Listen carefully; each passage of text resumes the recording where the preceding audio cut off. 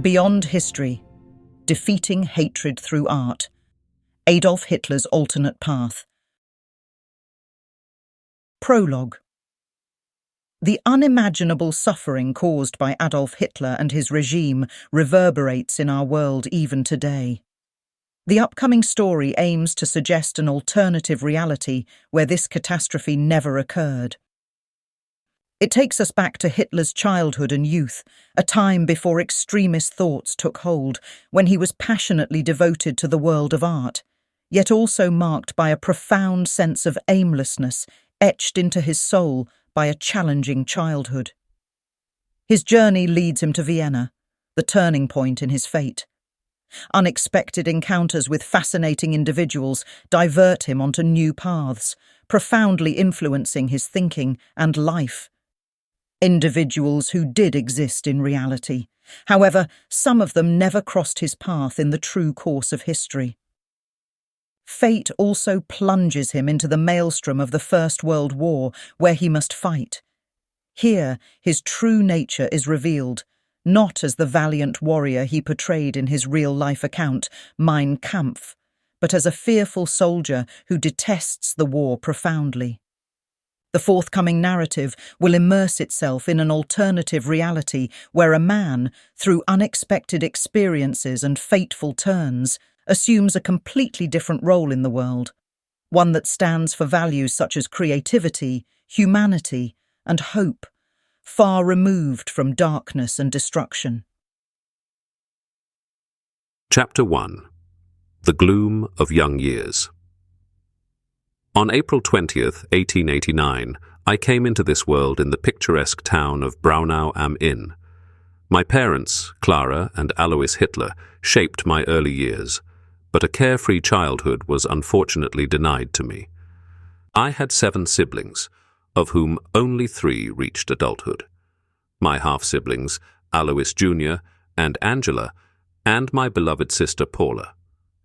Even in my early childhood, my other siblings succumbed to diseases like measles and diphtheria, which placed an enormous burden on our family, especially my mother.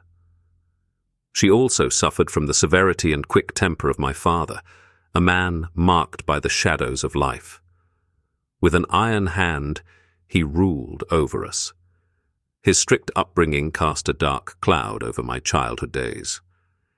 He was a man of discipline and order, and he expected the same from us children. We had clearly defined tasks and duties that our father monitored with relentless severity. Cleaning and household chores were not just tedious responsibilities for us children. They were often sources of fear. If we didn't meet our father's high standards, we faced a true nightmare. For every lapse or misbehavior, physical punishment awaited us. The blows we endured left not only physical pain, but also deep scars on our souls. The physical scars healed, but the emotional wounds remained.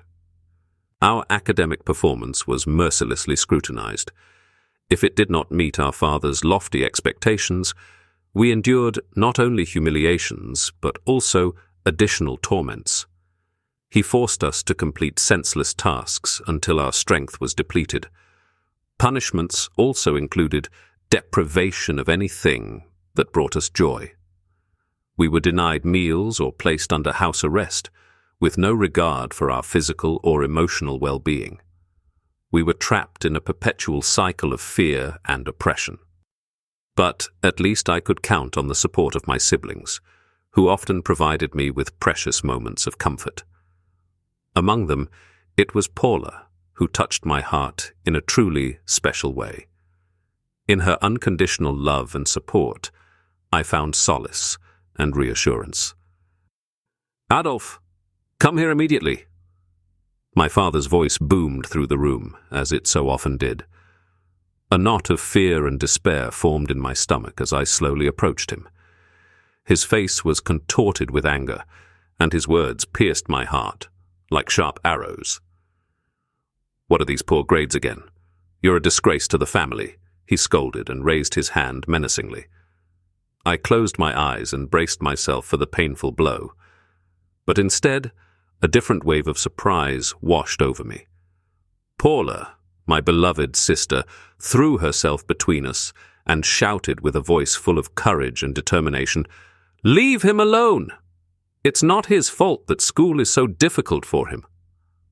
Her words echoed through the room, leaving an indelible impression on my heart as tears of relief streamed down my cheeks.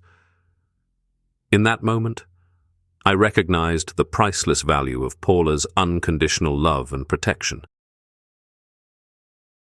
Chapter 2. Turbulent Times. Our family was forced to move frequently.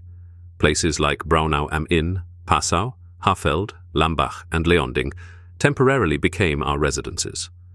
My father, an Austrian customs official, relentlessly drove us from place to place, and his professional obligations allowed no stability. Every new stop on my quest for education added to the burden of my uncertain journey. From 1895 to 1899, I attended various elementary schools, and the constant change significantly disrupted my schooling. My insecurity and constant adaptation threatened to overwhelm me. I lacked an anchor in a world that seemed determined to uproot me repeatedly. Loneliness was my constant companion. The numerous relocations made it difficult to form friendships, so I retreated more and more into my own world. In 1900, at the age of 11, I entered the doors of the Bundesreal Gymnasium in Linz. It didn't take long for me to realize the painful reality of my extensive learning deficits. "Adolf, you will never learn anything. You are a hopeless case," thundered the merciless teacher in the stuffy classroom. His words pierced me like sharp daggers as my gaze dropped to the floor. "Why can't you be like the other children, Adolf? You're not even fit to be a goat herd," echoed the stern tone throughout the classroom. With tears in my eyes, I muttered a humble apology. But as I felt small and vulnerable, my classmates whispered behind their hands and burst into mocking laughter. The poor grades at school led to further brutal punishments at home from my father, who had already envisioned a future career as a civil servant for me. The expectations weighed heavily on my shoulders and threatened to crush me, while the world around me became a place of humiliation and pain. My performance in mathematics and natural history proved to be insufficient, and I was forced to repeat the class. It was a painful defeat that fueled my self-doubt. In those moments, my mother Clara was the only support I had. She endured all these hardships with incredible strength and love that I will never forget.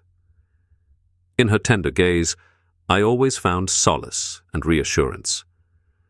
"Adolf, my clever and talented boy, don't let the words of others bring you down. You can achieve anything if you only want to," she whispered with a gentle voice in my ear while lovingly stroking my hair. Her words were like a melody of hope amid the darkness, strengthening my courage and belief in myself. But the year 1903 would bring another painful turning point in my life. My father suddenly passed away from pulmonary edema. Although our relationship was not easy, his death hit me with full force. It was as if a part of me went with him, and a dark veil of melancholy enveloped my life. The impact of this loss was devastating. My academic performance suffered even more, and I found myself faced with the possibility of repeating a grade once again. In this time of uncertainty and despair, my mother made a difficult decision. She sent me to the Realschule in Steyr, hoping that I would have a better chance at education there. But despite my new environment and my mother's efforts, I couldn't escape my inner struggles. The weight of the past and the constant search for my place in the world led me to abruptly end my school year in 1905. With a deep emptiness within me, I returned to Linz without a diploma in hand. Chapter 3. My Anchor and Compass.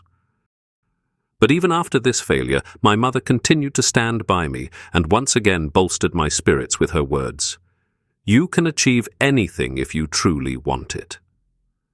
This conviction ignited a burning desire within me to find my own path and unwaveringly confront my inner demons. It was as if my wish was heard by an invisible force when I met August Kubizek on the streets of Linz, a friend who would soon prove to be an irreplaceable companion in my life. He became a true confidant, inspiring me and igniting my artistic spirit. Our hearts beat in harmonious sync, and through him I discovered art as my true passion. In moments of creative ecstasy, he incessantly encouraged me, "Adolf, your drawings are truly impressive. You have real talent as an artist." I knew that my artistic abilities were still in their infancy, and my friend's words were, above all, an expression of our friendship. But his words penetrated my innermost being and illuminated my soul. In his presence, I could completely open up, for I valued his opinion above all else. My friendship with August was like a radiant star in the midst of darkness. During my directionless time after dropping out of school, he provided me with stability and solace. He was more than just a friend. He was my anchor, and he became my compass in a bewildering world. Chapter 4. My Mother's Suffering. Nevertheless, fate had yet another cruel surprise in store for me. My mother received the devastating diagnosis of a fatal breast tumor. In the Linz hospital, Eduard Bloch, our longtime family doctor since my childhood, explained the dire situation to us. "The disease has already progressed too far. Treatment can alleviate her pain, but it will not stop the inevitable." His words choked me, and I realized that my precious time with my mother was now limited. But Eduard Bloch, a compassionate man with a big heart, did not leave us alone. He was by her side day and night, comforting her with warm words, soothing her fears, and relieving her pain with the best medications. He asked for minimal compensation, which is why the neighborhood children would openly shout whenever he arrived, "There's that Jewish doctor for the poor again." Although I was filled with anger at that moment, it couldn't overshadow the gratitude I felt for Bloch's tireless efforts. His kindness stayed with me long beyond my mother's death. In the same year, just 3 days before Christmas Eve, death reached its shadowy fingers towards my mother. Bloch was with her to make her transition as gentle as possible. It was a bitterly cold night, and I sat shivering by her bedside, my face swollen from the many tears. The clock struck 2, and at that moment, the world around me turned into a desolate abyss. The pain struck me like a mighty blow to the face, and my soul trembled with sorrow and despair. It felt as if the ground were opening beneath me, pulling me into a dark void. "Adolf, I'm sincerely sorry. But rest assured, better days will come. Everything will turn for the better." I faintly heard our family doctor's meaningless words of consolation, but his words did not penetrate my choked sobbing. The world suddenly seemed cold and cruel, devoid of the warmth and love my mother had always provided. My mother's death left a profound emptiness that not even the embrace of darkness could fill. Painful memories of my traumatic childhood and the shadows of my father weighed heavily on my soul. Lost and broken, I sought a way out of this endless pain. There was a spark within me that had not yet extinguished, my fascination with art. Soon it became clear to me that I had to go to Vienna, the city of the arts. Vienna shone at that time as a significant center for art and culture, and I hoped that I could find the opportunities there to develop my artistic abilities. At first, it seemed like a distant dream, but perhaps it was precisely this dream that could alleviate my despair somewhat. Chapter 5. Between Worlds. So my yearning led me to the Austrian capital, the magnificent metropolis filled with contradictions, which threw both confidence and despair my way. I hoped to find solace and distraction in the artistic streets, but the shadows of the past weighed heavily on me. Vienna, the city of dreams and illusions, provided me with a refuge from reality, yet it also revealed to me the dark depths of a major city. Between the magnificent palaces and the rundown alleys, I often found myself lost in a whirlwind of emotions. Although I was as poor as a church mouse at that time, it seemed almost inconsequential to me. The picturesque cafes and bustling galleries were rarely within my reach, as I barely had enough money for a simple cup of coffee or the entrance fee to an exhibition. Nevertheless, I lingered at the windows of galleries as my gaze swept over the works of great masters. Their works, which I admired and simultaneously viewed as a source of inspiration for my own artistic journey, were a constant motivation for me. It was a dance on the narrow line between promising new beginnings and sobering failures as I searched for a glimmer of light in the darkness. I spent my nights in sparse accommodations, where the cold wind seeped through the leaky windows. My stomach rumbled with hunger, while I had the images of my mother in front of me, who had once enveloped me with her love and care. One day, I wandered through the local flea market to distract my battered soul. Among worn-out furniture and old books, I stumbled upon a booth with used art supplies. The seller was an older man who obviously did not realize the treasure he possessed. I was able to negotiate with him, and in the end, took home some brushes, paint tubes, and a canvas for a fraction of the actual price. There, I began to let my thoughts flow onto the canvas, in the faint hope that my paintings could one day alleviate my financial distress. But each time, in moments of dark loneliness, the fear of an uncertain future prospect paralyzed me. Chapter 6. A Dream is Born. My belief in the power of art and the memory of my mother's motivating words drove me forward, even when the path was rocky and darkness threatened to consume me. But I knew that within my thoughts and sketches lay potential waiting to be discovered and recognized. As I wandered through the rundown streets of Vienna, questions weighed heavily on my heart. How could I turn my dream of becoming a recognized artist into reality? How could I make my art accessible to the world? How could I step out of the darkness of my existence and present my visions? This city was a place of inspiration, a mecca for creatives. There were countless places where I could invigorate my senses and let my thoughts flow. In the magnificent palaces and the rundown alleys, I found contrasts and stories that fueled my creativity. The art scene pulsed through the veins of this city, and I wanted to be a part of it. I felt that I still had a long way to go to develop my skills as an artist. The art world was complex, and my talents were still in their infancy. How could I refine my craftsmanship? Where could I find the opportunity to learn from experienced artists? A longing grew within me for a community of artists and mentors, for a place of exchange where my love for art could be shared. One night, as fear of the future kept me from sleeping once again, I suddenly heard my mother's gentle voice within me.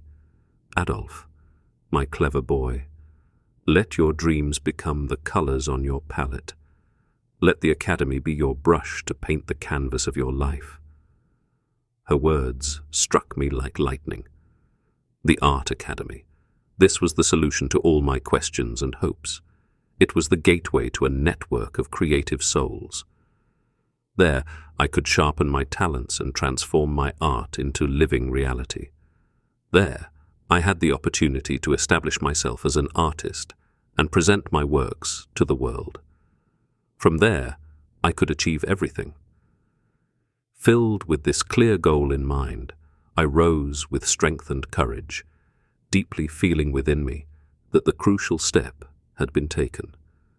My true dream had been born. So began my search for the means for my application portfolio.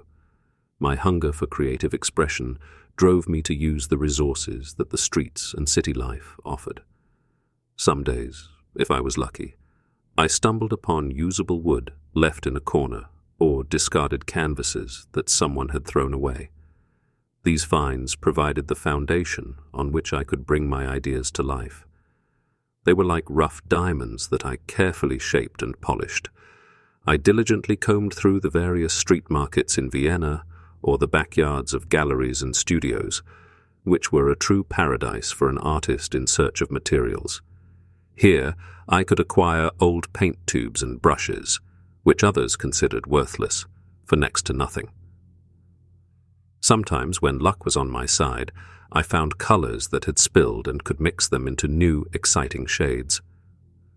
It was a tough and unconventional way to get closer to my goal. But each found canvas, each discovered brush, and each recovered paint tube were small victories over adverse circumstances. The streets of Vienna may have been dark and mysterious, but step by step, they allowed me to perfect my application materials. A stroke of luck occurred just outside the city, as I admired the magnificent villas and their impressive architecture. The sun was shining on that hot day, and amidst this sublime backdrop, I discovered a spring where I intended to quench my thirst. Suddenly, I heard a strong voice behind me. "Do you have hysteria?" I turned around and saw an older gentleman approaching me, laughing heartily. "Don't worry, young man, just drink. If you suffer from hysteria, it will do you good. But looking at you, something else seems to be bothering you, isn't it?" "Other than thirst, I'm fine," I deflected. "I just wonder how I can dignify this beautiful architecture around me on my canvas." The man noticed my humble art supplies, but immediately recognized my passion for art and my burning desire to capture my impressions with brushes and colors. Laughter escaped his lips, and he asked me to wait for a moment. After a short while, he returned with an unexpected surprise. Used palettes, a sturdy easel, various solvents, and a wide array of colors. As he handed me these treasures, he joked, "Young man, if one day you shine as a recognized artist, I will exhibit your works in my art salon." The friendly stranger bid farewell, and my heart overflowed with joy at these generous gifts that felt like a stroke of fate. This chance encounter would play a significant role in my life later on. At that time, however, I could not have imagined the wonderful connection that would develop between us as I continued to work on my pieces and sought the path to success. Chapter 7. A Devastating Verdict. And then, in the year 1907, I ventured into the magnificent halls of the prestigious Academy of Fine Arts in Vienna, filled with awe and trembling hands. Before me lay my meticulously compiled drawing portfolio, as the room was filled with the intoxicating scent of fresh paints and an air of unparalleled tension saturated with artistic ambitions. Professor Christian Griepenkerl, a respected and stern figure of instruction, entered the room with a sharp and critical gaze. His grey beard and stern eyes bestowed upon him an aura of wisdom and experience. He began to scrutinize my works with a skeptical eye. His keen intellect dissected my lines. His eyes searched for that spark of artistic brilliance that would justify my acceptance into the Art Academy. The silence hung heavy in the air, almost palpable, as Professor Griepenkerl finally spoke. "The technique is inadequate," he said, while inspecting one of my paintings more closely. There is a lack of originality and technical finesse. Your compositions are unbalanced, your color palette is limited, and your style is undeveloped." His words cut like a knife through my hopes. I had worked so hard on my pieces, spending nights perfecting my work. But the professor continued, showing no sign of pity. "Trial drawings insufficient," he muttered, shaking his head. "Few heads. Your presentation appears flat and uninspired. It does not meet our demanding standards." A slap to the face would have been less painful than these devastating words. It felt as if my heart had been ripped from my chest and my dream, my passion, had been destroyed before my eyes. The professor left the room, and I was left alone with my rejected works. The bitterness of failure welled up inside me, and I felt like a ship steered into a storm with no hope of rescue. The world around me began to spin, and a feeling of weakness overcame me. I could hardly grasp reality. My dream, my hopes, everything shattered like a fragile castle in the air. The walls of the art academy seemed to move towards me, pushing me away and thrusting me into a dark abyss. My depression consumed me with ruthless severity. Day after day I spent in my small, gloomy apartment, enveloped in a blanket of darkness and self-pity. The world outside seemed distant and unattainable, while my thoughts were trapped in an endless labyrinth of despair. Chapter 8. True Friendship. One day, while I was surrounded by darkness, I unexpectedly heard a gentle voice from outside. "Adolf, are you there? Open up." I startled and reluctantly opened the door. Before me stood August Kubizek, my close friend and confidant since our days in Linz. "August, what are you doing here?" I asked with a touch of indifference in my voice. But August wasn't deterred by my rejection. "I heard about your failure at the Academy of Fine Arts, but that doesn't mean it's the end, my friend." He stepped into my humble studio and looked around. "Adolf, I've brought something that will inspire you," he said mysteriously, and pulled an old book from his pocket. It was a work about famous painters and their life stories. I skeptically took the book and flipped through its pages. The pages were filled with paintings by masters like Michelangelo, Rembrandt, and Turner. August began to tell me about the passions and challenges of these artists, their sacrifices, and their unwavering determination to fulfill their dreams. "Adolf, you have talent," August said seriously. "I've seen you paint with passion and dedication. You must not be discouraged by a setback. It's just a turning point in your journey, not the end. You have to keep going and believe in yourself." His words penetrated deep into my soul. I thought about the countless hours I had spent with brushes and paint, the emotions captured in my works. Maybe August was right. Maybe this was not the end of my artistic journey, but the beginning of a new phase. I looked into August's eyes and felt the spark of determination ignite within me. "You're right, August. I won't give up. I'll continue to work hard, improve my technique, and find my artistic voice. Next year, I'll reapply to the Academy of Fine Arts, and this time, I'll convince Professor Griepenkerl of my talent." August smiled and slapped me encouragingly on the shoulder. "That's exactly what I wanted to hear, my friend. I'll support you in any way I can. Together, we'll work towards your success." Chapter 9. A Surprising Visit. And so began a time of intense work and dedication. I devoured books on art theory, studied the masterpieces of past and contemporary artists, and immersed myself deeply in the practice of painting. August and I spent countless hours together, discussing art and aesthetic ideals, and visiting exhibitions to draw inspiration. He not only provided moral support, but also lent me financial assistance. I felt deeply grateful and equally obligated. I assured August that I would repay every penny he had spent on me once my art found success and recognition. It was a promise I made wholeheartedly, because I knew his support and belief in my abilities played a significant role in my journey to success. During my preparations for my reapplication, August surprised me by revealing that he had convinced my sister Paula to come to Vienna to support me in my art career as well. Paula had a keen artistic interest and understood the significance of my passion for art. She brought a breath of fresh air into my creative world. She was not only a loyal companion, but also a talented analyzer. She had an eye for details and a special fondness for painting. Together, we spent hours in studios and galleries, exchanged ideas, and inspired each other. Paula encouraged me to try new techniques and expand my artistic expression. She shared her knowledge of color composition, light, and shadow, helping me refine my skills. She was a reliable critic who provided constructive feedback and encouraged me to push my boundaries. Our shared passion for art brought us even closer together. Chapter 10. An Old Acquaintance.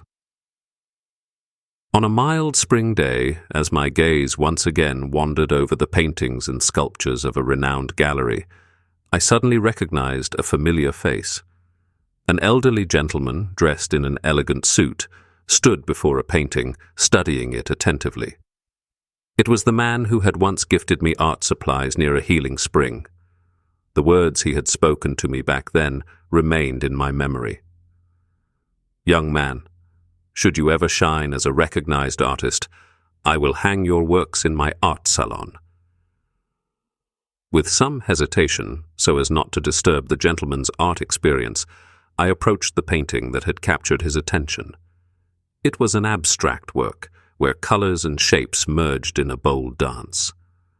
A fireworks display of vibrant reds and deep ocean blues irresistibly drew the observer in. I waited for a moment until the gentleman took a step back and examined the painting as a whole. Then he suddenly turned to me and said, "An impressive piece, don't you think?" I nodded in agreement and replied, "Absolutely. This bold use of colors and shapes. It's truly fascinating." He smiled, and I could tell he was enjoying the conversation. "Yes, the artist undoubtedly has a special talent. It reminds me a bit of Kandinsky's style, don't you think?" I agreed with him. "Yes, definitely. It's exciting to see how the depiction of emotions can be achieved solely through abstract forms and individual colors." Our words led us deeper into the world of art as we discussed various artists, styles, and techniques. "And what about you?" the gentleman suddenly asked me. "How many works have you created since our encounter at the Healing Spring?" I was pleased that he had actually recognized me and told him about my progress, how my thoughts and dreams took shape on canvas, and how I was rediscovering the world through brushes and colors. I also told him about the unsuccessful application to the Art Academy that had cast a shadow over my artistic journey. "Don't give up," he encouraged me with a radiant smile. "Keep going and visit me again in Purkersdorf. I would be delighted to see more of your work. My name is Victor Zuckerkandl." Just a few days later, I accepted his invitation and showed him 3 of my latest works. I wanted to give them to him as a thank you for his generosity at the Healing Spring. But Victor gently shook his head and spoke with unmatched kindness. "No, my boy, I don't want anything for free. I will buy them from you." I was speechless and moved at the same time. But as if that wasn't enough, he asked if he could examine more of my works. So began a regular tradition where I visited him every week and showed him my latest artworks, which he acquired each time. I could hardly believe my luck. But it wasn't just Victor. His entire family opened their door to me and introduced me to their way of life and traditions. Their generosity and warm-hearted nature were indescribable and deeply touched me. I became part of their celebrations and gatherings, and all the members treated me like one of their own. Our paths crossing was a great enrichment for me. Our discussions about art, philosophy, and the meaning of creativity were inspiring and expanded my intellectual horizons. Through Victor and his family, I discovered a whole new world, not only in terms of art. The Zucker candles became close friends and an integral part of my life in Vienna. Chapter 11. Dark Visions. The year passed by in a blur, and the day of my second application to the Art Academy was drawing nearer. My portfolio was almost fully assembled, showcasing my progress, my expressive works teeming with life. Yes, the portfolio was the proud testament to my artistic growth. But would it really be enough to gain entry into the Academy? Despite the successful experiences and the loving support I had received since the failure of my first application, I continued to be plagued by paralyzing doubts. In the dark hours of the night, nightmares haunted me, painting a grim vision of the future where my artistic failure surrealistically merged with a dreadful world war. I saw myself amidst a devastated battlefield, surrounded by millions of dead bodies, their desperate cries echoing in my ears. The stench of decay and destruction hung heavily in the air as my heart pounded with fear. Each dream was another breeding ground for my fears of failure, dragging me deeper into the abyss of self-doubt. Sweat poured down my face, and I woke up with trembling knees, still haunted by the ominous visions of those nightmares. But every time my sister Paula noticed my nightly unrest, she came to my side, gently stroking my head and wiping the sweat from my brow.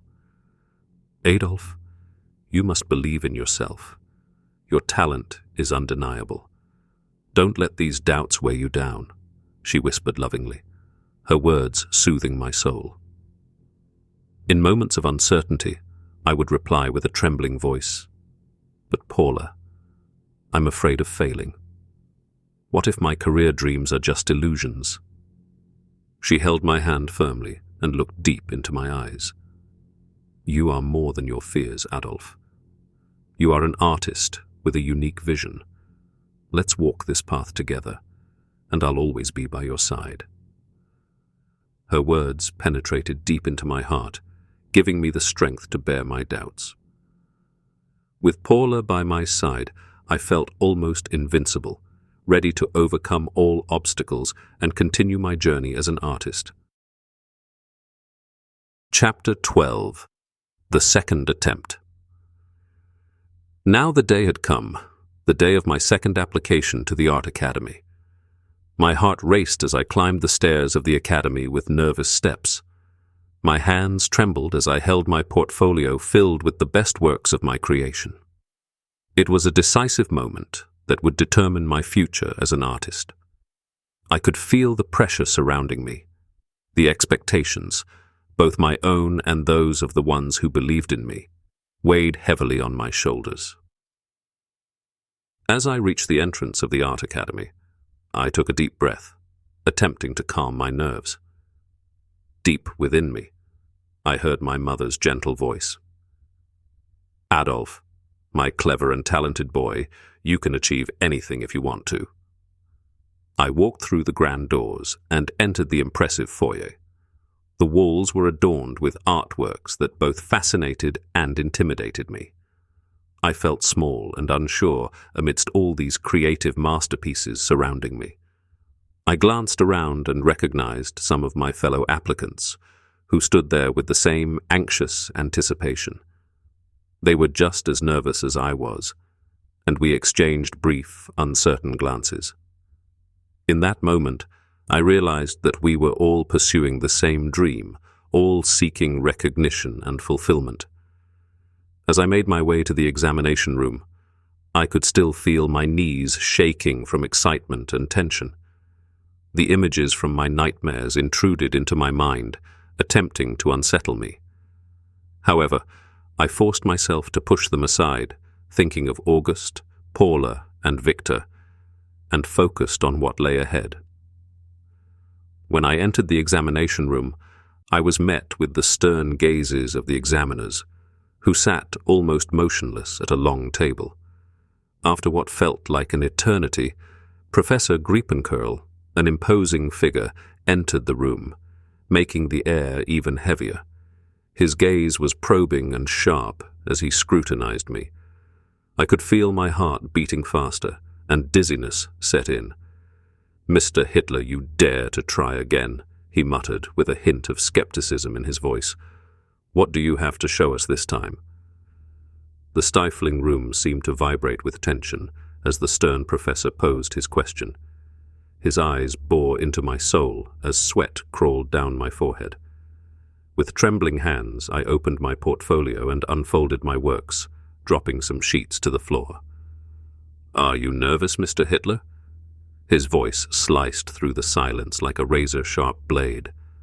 My voice nearly failed as I whispered, "Yes, Professor, I am." A cynical smile played on his lips as he sensed my vulnerability. "Then you have not prepared adequately," he thundered with a voice that made the air tremble. The echo of his words reverberated in my mind as I felt trapped like an insect in a web. The professor's assistants, a bunch of smug lackeys, cast amused and arrogant looks my way, reveling in my uncertainty. My hands grew even shakier, and I had to concentrate on keeping them steady. I stood before them, my voice slightly hoarse from nervousness, and began to speak about my works. Every brushstroke, every choice of color was analyzed and evaluated by the examining committee. The room's atmosphere was tense, and I could practically feel the expectations of those present. But despite my inner doubts and fears, I tried to focus on what I did best, expressing my passion and artistic vision. When I finished my presentation, there was a moment of silence. The expressions on everyone's faces revealed nothing. Then, Professor Griepenkurl and his assistants exchanged glances and began discussing among themselves. The weight was unbearable, and I could hardly believe that my fate was now in their hands. Finally, they turned their attention back to me. "Mr. Hitler, I must admit that your progress is impressive," began the professor. "Your works show a certain maturity and a unique artistic voice. It's obvious that you have worked hard to improve your skills." My heart started to race with relief. Had I made it? Would I actually have the privilege to study at this prestigious academy? Professor Griepenkurl continued, "I see potential in you, Mr. Hitler. But remember that the path to mastery is long and challenging. You must continue to work hard and constantly improve. If you are willing to do so, I will give you a chance." His words penetrated deep into my soul. A mix of joy, gratitude, and the urge to cheer flowed through me. I could hardly believe it. My dream, my pursuit of artistic fulfillment, had finally opened a door. I nodded eagerly at Professor Griepenkurl and broke into a radiant smile. "Thank you, Professor Griepenkurl. You will see that I will do everything to develop my skills further and not disappoint you. This second chance means everything to me." Relief and joy filled the air. The assistants and the other applicants congratulated me warmly. It was a moment of triumph, but also of humility. I knew I had to seize this opportunity to fulfill my potential. Paula and August, who had patiently waited for me in the anteroom, greeted me with enthusiastic hugs. Paula beamed with joy and exclaimed, "Adolf, you did it!" August, with a proud smile, added, "I am incredibly proud of you, my friend. Now the door is open for you to turn your dreams into reality and enchant the world with your art." I could hardly wait to share my success with my loyal supporter, Victor Zuckerkandl. His joy, as well as that of his family, was immense, and we all celebrated my achievement at his estate. I felt that this was the moment of a significant turning point. From now on, the world would look completely different. Chapter 13. Inspiration for Success. The coming years at the Art Academy were intense and demanding. Paula and August were always by my side, having also moved to Vienna. Victor and his family made sure we lacked nothing. I immersed myself in my studies with passion, learned new techniques, delved into the theories of art history, and spent hours in the studios perfecting my skills. I learned from the best artists and absorbed their critique and advice to continually improve. "Your works radiate extraordinary sensitivity," marveled Egon Schiele, a renowned expert in expressionism who had also studied under Professor Griepenkerl at the Academy. "You have the gift of capturing people's emotions and bringing them to life in your paintings." "I believe that art can bridge the gap between people," I replied. "It has the power to transcend prejudices and bring out the best in us." Schiele became my mentor and helped me navigate the academic requirements during my studies. In moments when my creative soul threatened to stagnate, he was the radiant wingbeat that lifted me from the dark shadows of artistic blockades. Through his inspiring guidance, I could perfect my technique. However, it wasn't just the technique that shaped me. In lively discussions and encounters with other artists and intellectuals, my motivation for the good and for tolerance also developed. My experiences in the art world opened my eyes to the beauty of diversity and the power of humanity. In the summer of 1913, as the day of the final examination approached, I was ready to present my works to the world. Tension filled the air as Professor Griepenkerl and the other jurors examined my pieces. This time, I was no longer the uncertain young artist from back then. I had gained confidence and knew that I had given my best. After a long silence, Professor Griepenkerl stepped forward and spoke the words I had longed to hear. "Adolf, your work is exceptional. You have made tremendous progress and reached a remarkable level of artistry. Congratulations on passing the examination." A feeling of pride and fulfillment surged through my body. I had done it. The hard work, the sacrifices, and the setbacks had paid off. My art had led me to success, and now I could continue my journey as a recognized artist. "So, Adolf, you are finished here. And now go forth and change the world with your colors. You will achieve great things," Egon, my mentor, said, smiling at me lovingly. His words filled me with confidence and kindled my ambitions. It was a radiant day when I celebrated my graduation as an artist with a proud heart. The world lay at my feet, and my dreams of fame and recognition seemed within reach. But little did I know that disaster was already casting its shadows over Europe. Chapter 14. The Draft. Then it happened, like a heavy blow to the gut that tore me from my illusions. One day, the mailman handed me an envelope, and as I read the words of the draft notice, a cold shiver ran through me. My heartbeat grew louder, my hands began to tremble uncontrollably. The certainty hit me like a devastating hammer blow. Even I, an artist, was to go to war. The air around me grew thin, the colors faded, and my confidence gave way to panic. My dreams of a shining future as an artist were abruptly shattered as the harsh reality of war crashed into my life. My world teetered as the darkness of war spread relentlessly. Fear and unease permeated every fiber of my being. It felt as if an icy hand was gripping my heart, and my thoughts were trapped in a whirlpool of despair and hopelessness. When I held the letter in my trembling hands, I could already hear the thunder of cannons and the drumming of rifles. The coldness of the paper seemed to embody the horror that awaited me. My future as an artist, once so bright and promising, was now threatened by the shadows of war. In that moment of shock and uncertainty, I felt the world around me blur in slow motion. The horrors of war appeared in my imagination in all their cruelty. Images of shattered dreams and destroyed hopes crowded my thoughts. I felt like a trapped animal, helpless in the face of my fate. How could I, an artist, ever cope with the horrors of war? How could I aim a weapon at a fellow human being? It was simply unimaginable to me. Desperately, I tried to find any possible way to be exempted from service. I collected medical certificates, wrote letters, and sought support from influential people. I felt like a fish trying to escape from a net, but the mesh was closing in. Rejections piled up, and I had to accept that there was no escape. Finally, the day of my draft was set.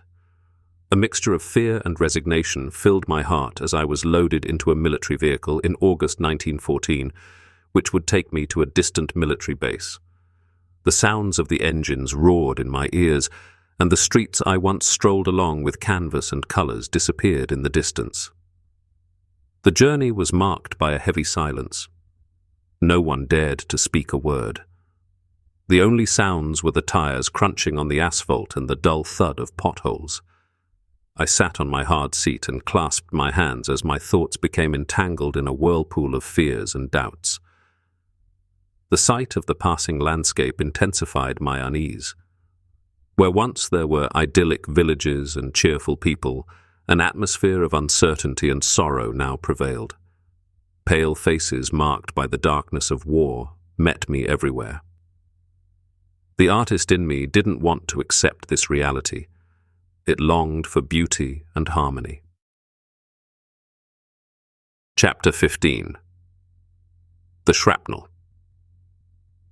The front line, a place of death and despair, stretched out before me like an unforgiving abyss. It was October 5th, 1916, in the midst of the bloody Battle of the Somme, when fate brought its iron fist down upon me.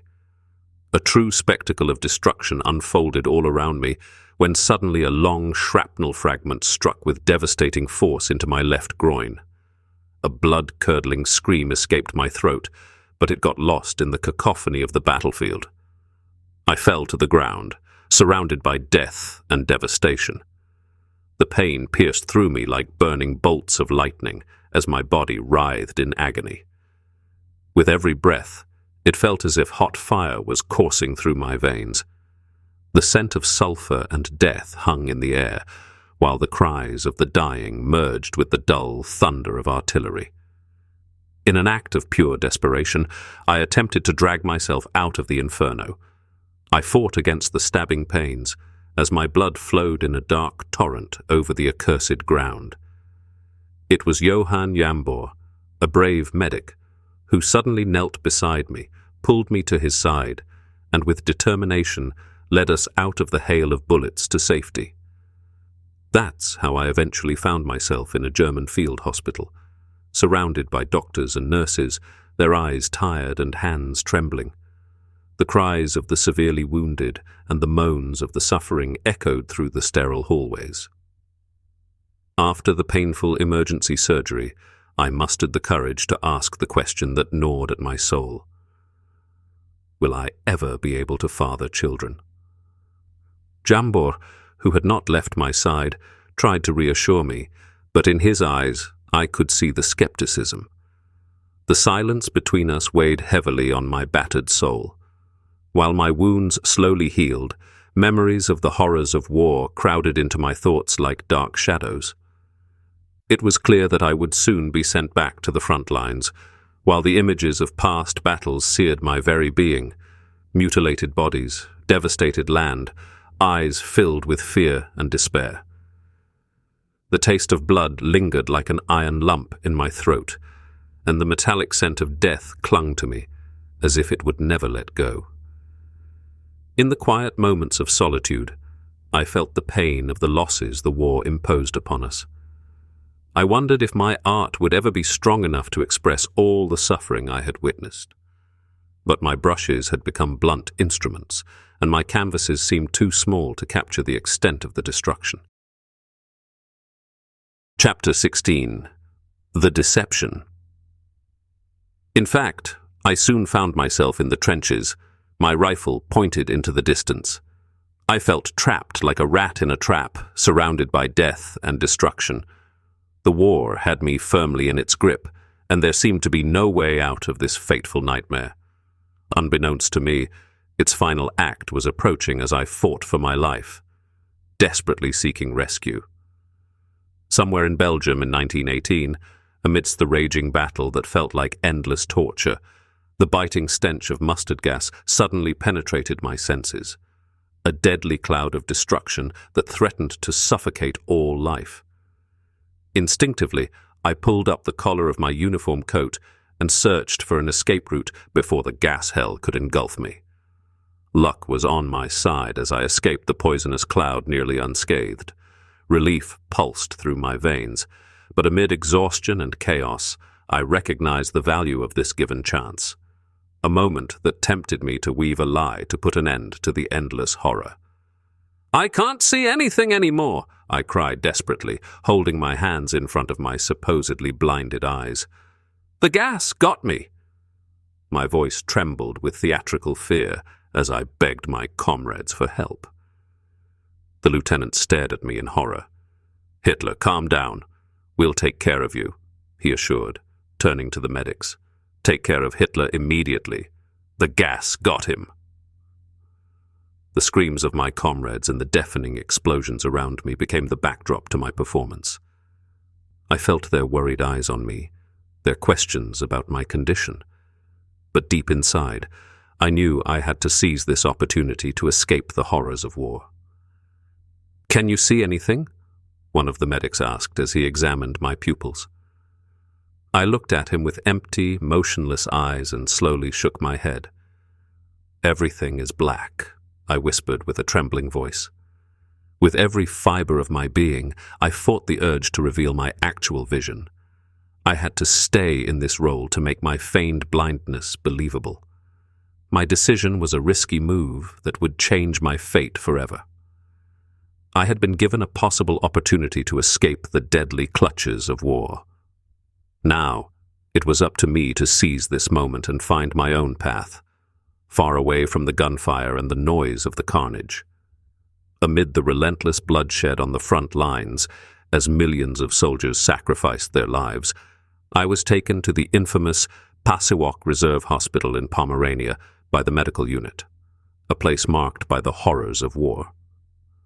Hours passed with the fear that my attempt to escape the battlefield might be exposed, and I would soon find myself back in the turmoil of war.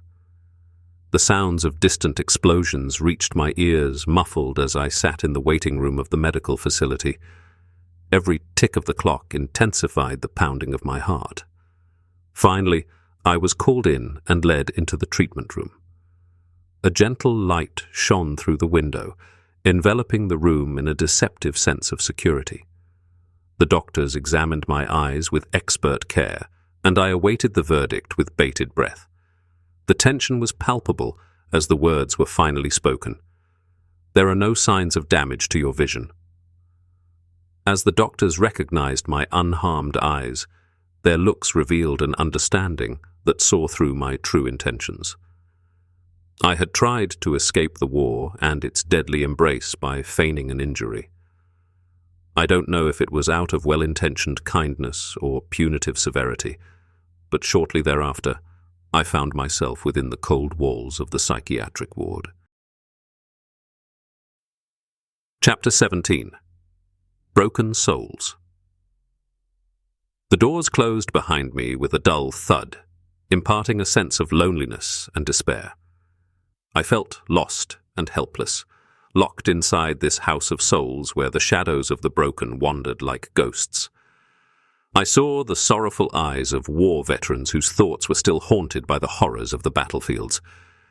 It wasn't physical injuries that led me to this infirmary, but the painful condition of my soul.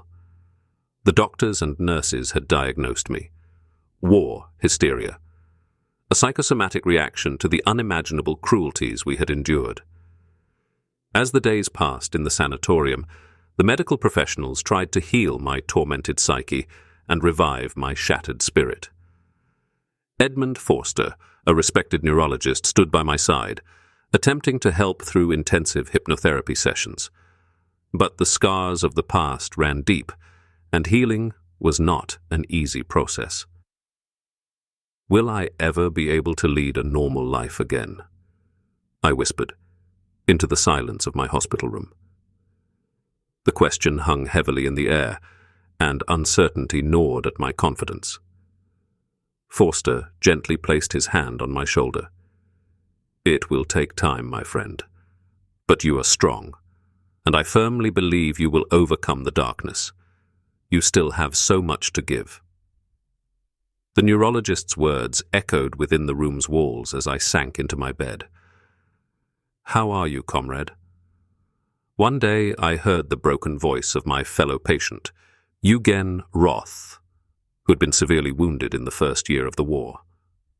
His face bore scars, and the tone of his words revealed the pain he carried within. "I no longer know," I replied with a hint of despair in my voice. "Darkness envelops me, but not due to physical injury.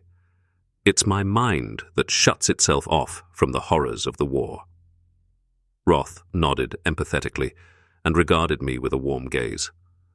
As we shared our common sufferings, the sounds of war seeped in from outside. The muffled rumbling of artillery and the relentless thunder of grenades served as a reminder that we had narrowly escaped the terror. Chapter 18. The Power of Art. "My friend, I want to tell you something," Roth began with empathy. "I learned that he was a gifted poet who knew how to process his suffering through written words. I've learned that the power of art can help us overcome our deepest pains.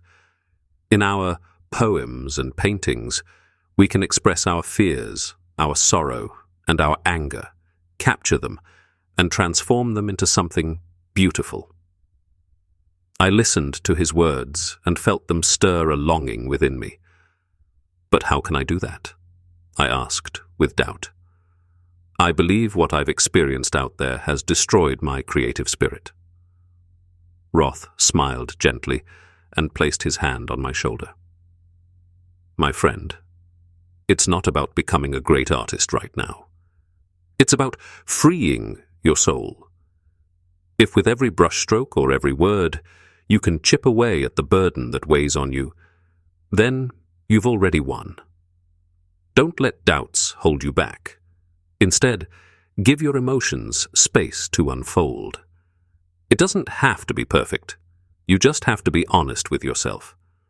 The horrors we've experienced are unimaginable. They leave traces on our souls, often deeper than any physical wound. But in art, we can acknowledge these scars and give them a voice." His words deeply touched me, and I felt a spark of hope ignite within me. "I will try. I will express my experiences, my fears, and my hopes in my paintings. Perhaps in this way, I will find some peace." Roth smiled. That's the spirit I wanted to see. He encouraged me to ask the station doctor for some paint, a brush, and a canvas. "Let your art become your therapy, your expression of life. Trust in yourself and what you carry within," he whispered to me, giving me a friendly push in the direction of the doctor. I followed his advice, and, indeed, my unusual request was granted. The station doctor seemed surprised but agreed. And so, in those bleak, sterile rooms of the infirmary, where the groans of the wounded were ever present, I found refuge in art once more. The colors began to breathe life into my canvas as if enchanted. Each brushstroke was an expression of my soul, each painting a journey through my thoughts and feelings. One day, as I lay in my sparse hospital bed, gazing at my brushstrokes with a hint of longing, a nurse approached me. "What are you painting?" she asked, curiously. I smiled and explained how painting helped me process my pain and dispel the dark thoughts within me.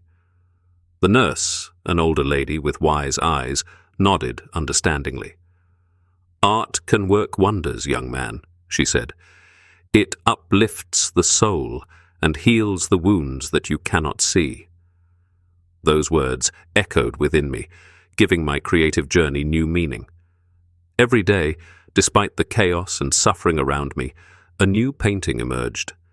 Each brushstroke was a step on the path to recovery, and I felt somehow more alive as the canvas captured my emotions and translated them into colors and shapes. At some point, I noticed a peculiar silence that somehow comforted me, even though I couldn't explain why. It wasn't until Edmund Forster burst into my hospital room with a radiant face, reporting the end of the war, that I realized why this silence prevailed. The muffled roar of the bombs had finally ceased. A few weeks later, the day came when my hypnotherapy sessions came to an end. At the conclusion of our last session, Edmund Forster asked me to open my eyes. In that moment, I felt a newfound strength welling up within me. It was like a rebirth that firmly anchored my determination never to touch a weapon again. The world shone in surreal, vibrant, and radiant colors, as I had never perceived it before. The inspiring words of Eugen Roth and the nurse resonated in my heart. From now on, my brush would become an instrument of change, my canvases monuments of hope. Every stroke would be a cry, reflecting the pain of the soldiers and the senseless carnage. As a witness to these experiences, I felt an obligation to seek the light and immortalize it in my works, to counter the horrors of war with a compelling testament. I swore to use my talent to carry a message of peace and beauty into the world. Chapter 19. The Berlin Network. Upon my release from the sanatorium, I felt a strong urge to chart new paths towards my artistic goals. The war had shaken my creative soul. Although my beloved Vienna was my new home and the place of my previous successes, I sensed that I needed to make a fresh start elsewhere. I decided to move to Berlin. This metropolis appeared to me to be of significant social, political, and artistic relevance after the war. People from all over the world were drawn to it, propelling the change that had an impact on all of Europe and the entire world. There, I saw my great opportunity for renewal, healing, and the unfolding of my creative identity. Even though I didn't want to leave my Vienna friends behind, I believed that Berlin could offer me new opportunities to expand my artistic vision and make my works accessible to a larger audience. So, in early 1919, I set off for the vibrant capital, which acted like a magnet on the creative souls of the world. Upon my arrival at Lehrte station, I struck up a conversation with a talented painter named Georg Gross, who was showcasing some of his paintings there. "Adolf, your paintings are like a cry in the dark," he exclaimed when I showed him some of my works. Visibly moved, he placed his hand on my shoulder. "You have the ability to evoke the deepest emotions and make people think." I nodded sadly. The horrors of the war have shaped me and opened my eyes. I want my art to shake people up and make them ponder the consequences of violence and hatred. Perhaps, through the power of art, we can effect change. With a gentle smile, Georg revealed to me that he also harbored these ambitions and couldn't wait to introduce me to his circles of artists. During a meeting at the cafe, I encountered more kindred spirits who also felt the urge to heal the world through the power of art. Berlin became my new home, a city that ignited my creativity and provided me with the platform to proclaim my messages. Here, I could preserve my memories of Vienna while simultaneously exploring new horizons. I felt that I had finally arrived and found my place in the world of art. Chapter 20. Together, we paint the world anew. The warm sun glowed over the streets, bathing them in a shimmering sea of golden light. For nearly a decade, I had been wandering the streets of Berlin as an indefatigable painter. But on a particular day, when the scent of creativity and hope hung in the air, my path crossed with that of Lotte Laserstein. She was a respected artist with unbridled ambition, proudly running her own art school. Her presence radiated like a bright beacon. Her gaze swept over my paintings, and I could see the profound expression of awe in her eyes. "Your art touches me deeply," she whispered, with a voice full of reverence. "It embodies what I stand for, the beauty of diversity and the power of reconciliation." A spark of connection ignited, and we became not only artist colleagues but kindred spirits who shared a deep bond. In the quiet evening hours, surrounded by colours and brushes, our conversations unfolded about the wonders of the world and the challenges we faced. Our dialogues were as moving as the artworks themselves, filled with deep emotions and the desire to leave something meaningful behind. Together, we roamed the shimmering galleries of Berlin to present our works to the world. Her wise words and adept negotiations opened doors to prestigious exhibitions where we could bring our visions to life. Soon, these events became not only art showcases, but also platforms for discussions about the importance of understanding and peace. People flocked to us, touched by the message of humanity and unity that was embedded in all our works. But our love for art was not the only thing that united our hearts. Together, we passionately championed social and humanitarian projects to make the world around us a slightly better place. While our paintings adorned canvases, it was our joint pursuit of change that granted us true fulfillment. In a world filled with turmoil and uncertainty, we found each other, and together created a spark of hope to accompany people on their journeys. Together, we were destined not only to explore beauty, but also to carry it out into the world. Together, we wrote our own story, marked by an irresistible urge to achieve the impossible. Epilogue. In this alternate reality, Adolf Hitler was not the name of a tyrannical dictator. He was the name of a visionary artist who, shaped by his traumatic experiences as a soldier in World War I, used his creative talent to advocate for peace and tolerance. Instead of venturing into politics, he utilized his artistic voice to inspire people. Thus, in this world, Hitler never aligned himself with the NSDAP or any other extremist political movements. The NSDAP remained a marginal, radical party that never seized power.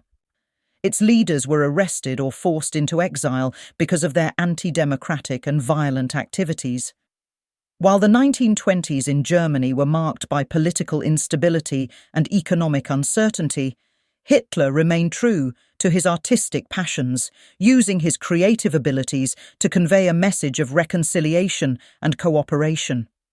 His path did not lead him to the position of Chancellor, and in Germany, a political landscape characterized by an aura of peace and stability unfolded, without the NSDAP ever gaining influence. The terrible tragedy of the Holocaust never occurred, and the devastating Second World War was averted, as there were no major territorial or ideological conflicts between the great powers. Without these shadows, European countries focused on building democratic institutions and promoting international peace. The USA remained a leading world power, advocating for democracy, freedom, and progress.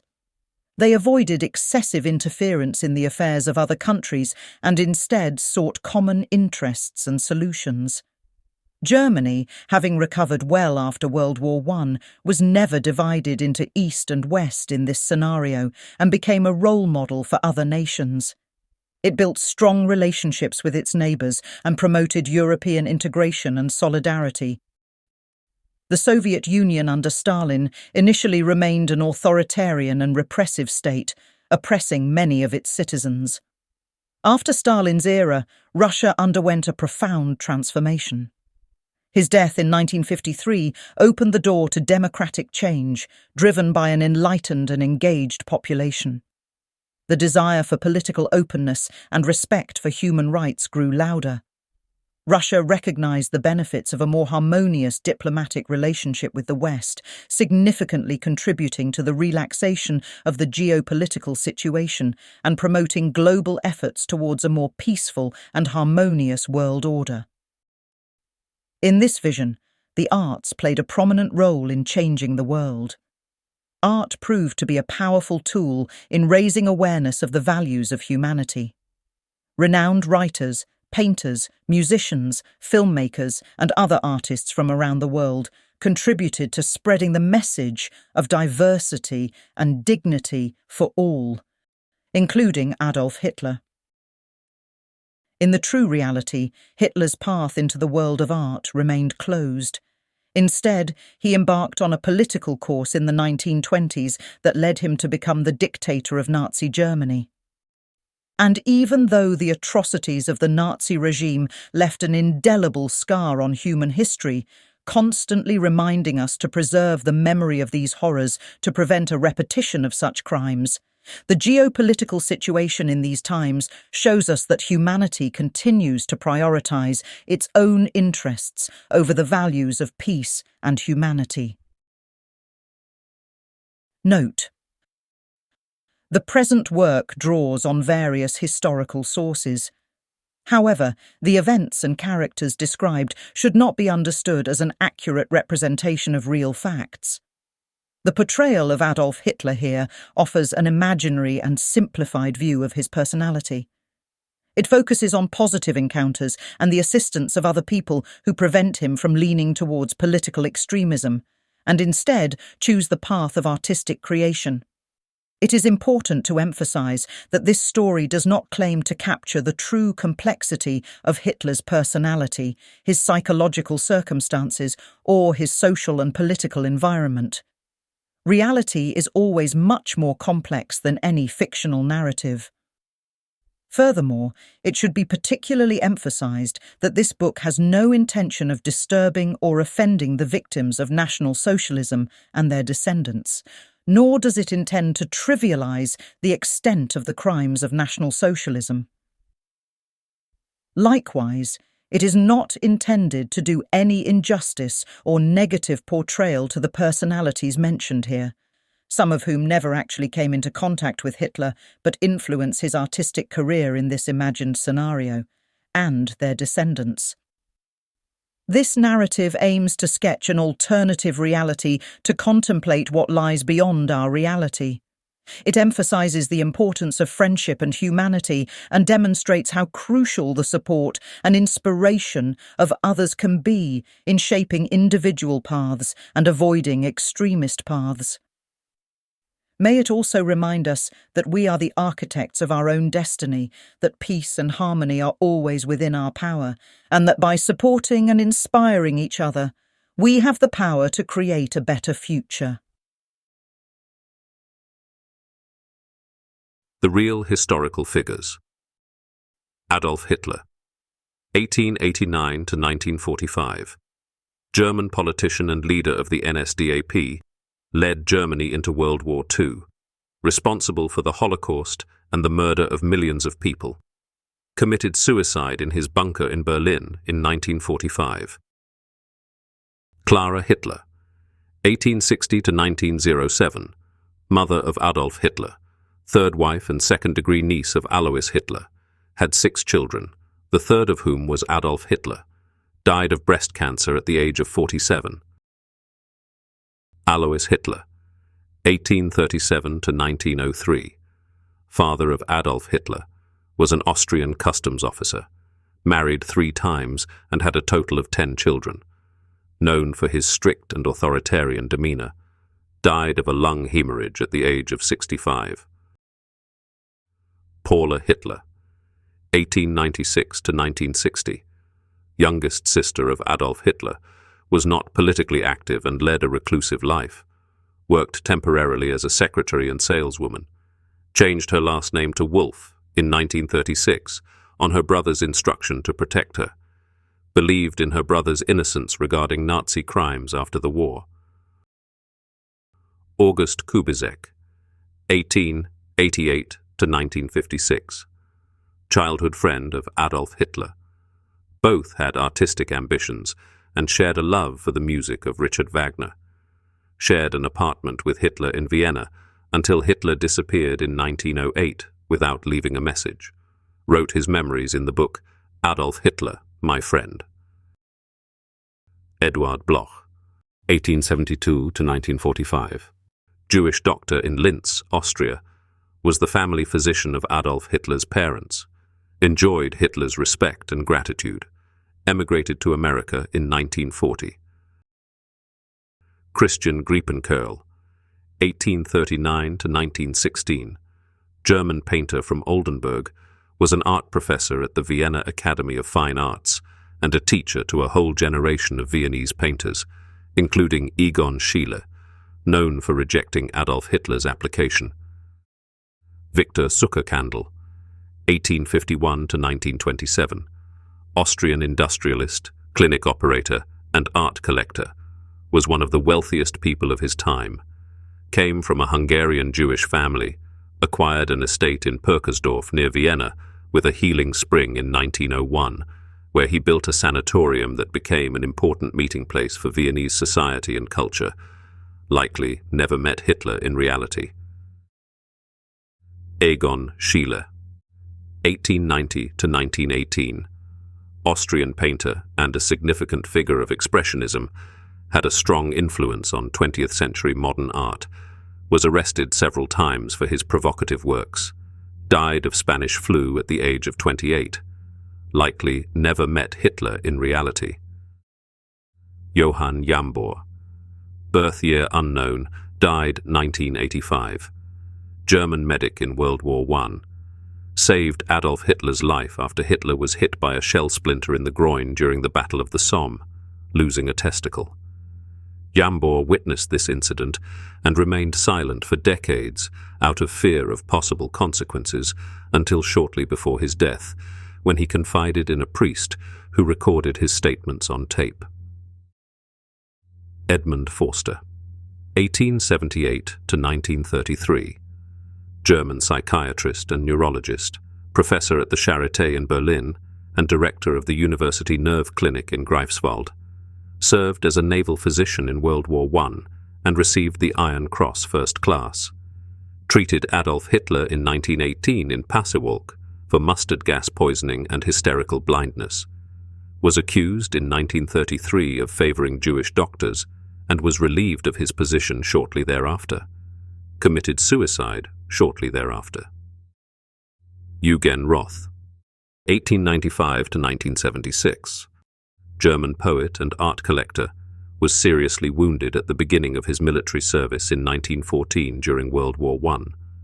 His works with humorous verses made him famous.